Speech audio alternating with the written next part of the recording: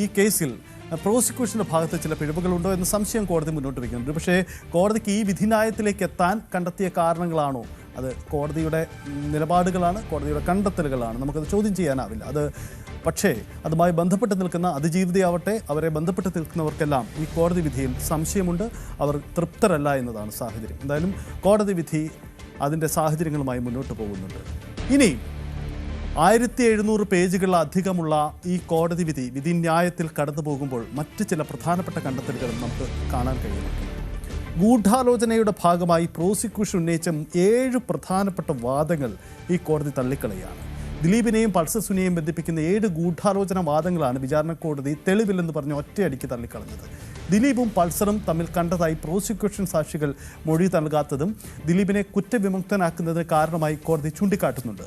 ദിലീപും പൾസറും ഒരേ സ്ഥലത്തുണ്ടായിരുന്നുവെങ്കിലും ഗൂഢാലോചന തള്ളി നടത്തിയെന്ന് പ്രോസിക്യൂഷന് തെളിയിക്കാനായില്ലെന്നും ഈ വിധിയിൽ പരാമർശിച്ചു പോകുന്നുണ്ട്. എന്തൊക്കെയാണ് പ്രോസിക്യൂഷൻ്റെ കണ്ടെത്തൽ, എന്തൊക്കെയായിരുന്നു, കോടതി തള്ളിക്കളഞ്ഞത് എന്തായിരുന്നു എന്ന കാര്യം കൂടി നമുക്ക് വിശദമായി തന്നെ നോക്കാം. ഈ വിധി ന്യായങ്ങൾ 1700 പേജുള്ള ഈ വിധിന്യായം വിശദമായി പരിശോധിച്ചു.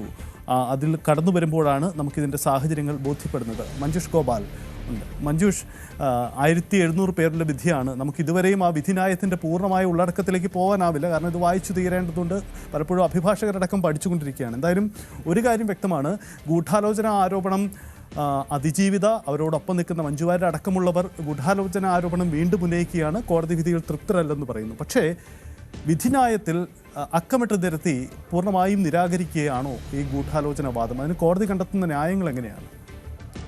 സൈത്ത് നേരത്തെ ശ്രീലക്ഷ്മിയുടെ കാര്യം പറഞ്ഞപ്പോൾ അത് അന്വേഷിക്കാത്ത കാരണങ്ങളുടെ പട്ടികയിലാണ് കോടതി ഉൾപ്പെടുത്തിയിരിക്കുന്നത്. എന്തുകൊണ്ടാണ് ഇങ്ങനെ ഒരു ആളെ പറ്റി പ്രോസിക്യൂഷനും പോലീസും ഒന്നും അന്വേഷിക്കാത്തത്? പോലീസ് അന്വേഷിക്കാത്തത് എന്നാണെങ്കിൽ പോലീസും പ്രോസിക്യൂഷനും കണ്ടെത്തിയ തെളിവുകൾ, പോലീസ് കണ്ടെത്തി പ്രോസിക്യൂഷൻ കോടതിയിൽ ഉന്നയിച്ച തെളിവുകൾ എന്തുകൊണ്ടാണ് കോടതി നിരാകരിച്ചത്? ഇതാണല്ലോ ഏറ്റവും പ്രധാനപ്പെട്ട കാര്യം. അതിൽ തന്നെ ദിലീപും പൾസർ സുനിയുമായി നേരിട്ട് ഗൂഢാലോചന നടത്തി, നടിയെ ആക്രമിക്കുന്നതിന് വേണ്ടി, ദൃശ്യങ്ങൾ പകർത്തുന്നതിന് വേണ്ടി, കൂട്ടബലാത്സംഗത്തിനായി, ഇത് ആണല്ലോ തെളിയിക്കേണ്ടത്. ആ ഗൂഢാലോചന 7 വാദങ്ങളായിട്ടാണ് കോടതി ഉന്നയിച്ചത്. അതായത് 7 സ്ഥലങ്ങളിൽ ഈ ഗൂഢാലോചനയ്ക്കൊപ്പം തന്നെ പണം കൈമാറലുമുണ്ട് കേട്ടോ. അതിനകത്ത് 2 പണം കൈമാറലാണ്, ബാക്കി 5 ഗൂഢാലോചന നടത്തി എന്നുള്ളതാണ്. 5 തവണ നേരിട്ട് ഈ കൃത്യം നിർവഹിക്കുന്നതിന് വേണ്ടി ദിലീപും പൾസർ സുനിയുമായി ഗൂഢാലോചന നടത്തി. 2 അത് ഒരിടത്ത് ദിലീപ് പൾസർ സുനിക്ക് പണം നൽകി, മറ്റൊരിടത്ത് നാദിർ ഷാ പൾസർ സുനിക്ക് പണം നൽകി. ഇങ്ങനെ 7 സ്ഥലങ്ങളാണ് കൃത്യമായിട്ട് കണ്ടെത്തി അവിടെ സാക്ഷികളെ നിരത്തി പ്രോസിക്യൂഷൻ വാദിച്ചത്. പോലീസിന്റെ കണ്ടെത്തലുകളും അങ്ങനെയായിരുന്നു. അതിൽ ഏറ്റവും പ്രധാനപ്പെട്ടത് പൾസർ സുനിയുമായിട്ട് ദിലീപിന് ബന്ധമുണ്ട്, അതായത് ഇവർ തമ്മിൽ പരിചയമുണ്ട് എന്ന് കാണിക്കുന്നതിന് വേണ്ടി പോലീസ് കണ്ടെത്തി പ്രോസിക്യൂഷൻ കോടതിയിൽ ഉന്നയിച്ചത് 2013 വർഷത്തിൽ തുടക്കത്തിൽ ജനുവരി അവസാനവും ഫെബ്രുവരി ആദ്യവും ആലപ്പുഴയിൽ നടന്ന സൗണ്ട് തോമ എന്ന സിനിമയുടെ ഷൂട്ടിംഗ് ലൊക്കേഷനാണ്. ഇവിടെ വെച്ചാണ് പൾസർ സുനിയും ദിലീപുമായിട്ടുള്ള ബന്ധം വരുന്നത്. അതെങ്ങനെ ഇവർ തമ്മിൽ ഇത്ര അടുത്ത ബന്ധമുണ്ടായി എന്ന് തെളിയിക്കുന്നതിന് വേണ്ടി പോലീസ് കണ്ടെത്തി പ്രോസിക്യൂഷൻ കോടതിയിൽ ഉന്നയിച്ചത് ആ സിനിമയുടെ സെറ്റിൽ വെച്ച് പൾസർ സുനി ചില തർക്കങ്ങൾ പരിഹരിച്ചു. അവിടെ ഷൂട്ടിംഗ് നടക്കുന്ന സമയത്ത് ചില ആളുകൾ വന്ന് പ്രശ്നമുണ്ടാക്കി. ഈ സൗണ്ട് തോമയുടെ കുട്ടനാട്ടിലെ സെറ്റിൽ ചില ആളുകൾ വന്ന്, ലോക്കൽസായ കുറേ ആളുകൾ വന്ന് പ്രശ്നമുണ്ടാക്കി. പക്ഷേ അവിടെ പൾസർ സുനി അവരെ നേരിട്ടു. അങ്ങനെ ആ പ്രശ്നം ഒതുക്കി. അങ്ങനെ ഈ പൾസർ സുനിയെ ദിലീപിന് ഇഷ്ടപ്പെട്ടു. പിന്നീട് ഇവർ തമ്മിലുള്ള ആ ബന്ധം തുടർന്നു. കൊള്ളാമല്ലോ ഈ പൾസർ സുനി, ഇയാളെ കൂടെ നിർത്തുന്നത് നന്നായിരിക്കും എന്നുള്ള ഒരു ബോധ്യം ദിലീപിനുണ്ടായി. അങ്ങനെ പൾസർ സുനിയുമായിട്ട് സംസാരിച്ചു. പിന്നെ കൂടെ ഇവർ തമ്മിൽ സംസാരിക്കുന്നു, അവർ തമ്മിൽ അടുത്ത ബന്ധം ഉണ്ടാകുന്നു. ഇതായിരുന്നു പൾസർ സുനിയും ദിലീപുമായുള്ള ബന്ധം തുടങ്ങിയത് എങ്ങനെയെന്ന് സ്ഥാപിക്കുന്നതിന് വേണ്ടി പോലീസ് കണ്ടെത്തി പ്രോസിക്യൂഷൻ കോടതിയിൽ വാദിച്ചത്.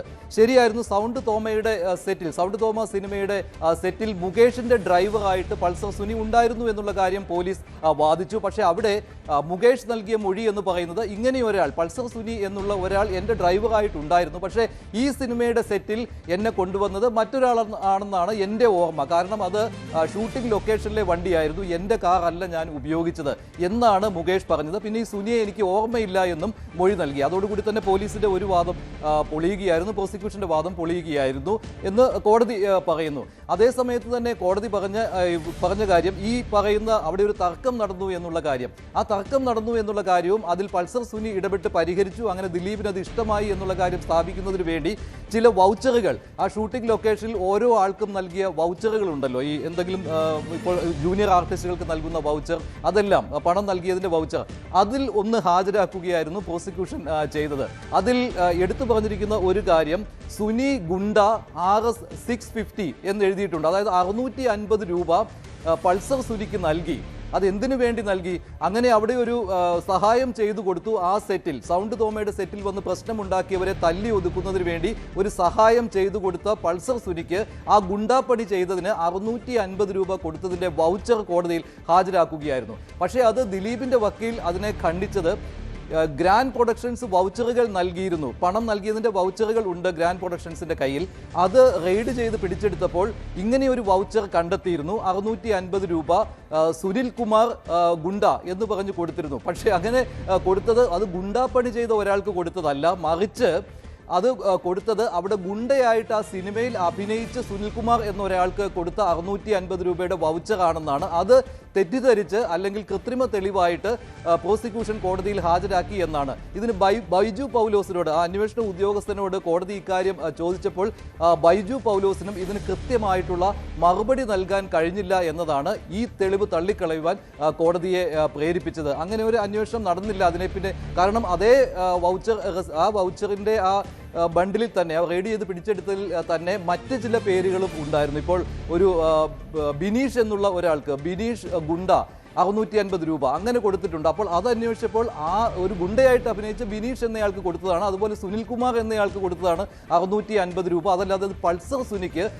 സുനി അവിടെ ഗുണ്ടാപ്പണി ചെയ്തതിന് കൊടുത്തതല്ല എന്ന് പറഞ്ഞതോടുകൂടി അപ്പോൾ കോടതി പരിഹസിക്കുകയായിരുന്നു ഇക്കാര്യത്തിൽ. അങ്ങനെ കോടതി ആ ഒരു വാദം അംഗീകരിച്ചില്ല. അത് മാത്രമല്ല, ഇനി പൾസർ സുനി സൗണ്ട് തോമയുടെ സെറ്റിൽ വന്നിരുന്നു എന്ന് കരുതുക, എങ്കിൽ പോലും ദിലീപുമായിട്ട് നേരിട്ട് സംസാരിച്ചതിനോ ദിലീപിനായി ബുക്ക് ചെയ്ത ഹോട്ടൽ മുറിയിൽ പൾസർ സുനി വന്നതിനോ ഒരു തെളിവും ഹാജരാക്കാൻ കഴിഞ്ഞില്ല എന്ന് പറഞ്ഞുകൊണ്ടാണ് കോടതി ഇക്കാര്യം പൂർണ്ണമായിട്ടും നിരാകരിച്ചിരിക്കുന്നത്. അതായത് പ്രോസിക്യൂഷന്റെ ആദ്യ വാദം എന്ന് പറയുന്നത് പൾസർ സുനിയും ദിലീപുമായിട്ട് ബന്ധമുണ്ടായത് ഈ പറയുന്ന സിനിമയുടെ, സൗണ്ട് തോമയുടെ സെറ്റിലാണ് എന്നുള്ള വാദം കോടതി ഒറ്റയടിക്ക് നിരാകരിക്കുകയാണ് ചെയ്തത്. അതിനുശേഷമാണ് ഇപ്പോൾ സഹിത്ത് നമുക്കറിയാം അബാദ് പ്ലാസയിൽ നടന്ന ഗൂഢാലോചന. അതാണല്ലോ ഏറ്റവും പ്രധാനപ്പെട്ടത്, 410 നമ്പർ മുറി എന്നുള്ളത്. അതായത് ഈ സൗണ്ട് തോമയുടെ ഷൂട്ടിംഗ് കഴിഞ്ഞ് 2 മാസം കഴിഞ്ഞാണ് മഴവിൽ അഴക് അമ്മ എന്നുള്ള ഷോയുടെ റിഹേഴ്സൽ അബാദ് പ്ലാസയിൽ നടന്നത്. ആ സമയത്താണ് നിർണായകമായ കൂടിക്കാഴ്ച നടന്നത് എന്നാണ് പ്രോസിക്യൂഷന്റെ വാദം. 410 നമ്പർ മുറിയിൽ വെച്ച് ഗൂഢാലോചന നടത്തുകയും 1.5 കോടി രൂപ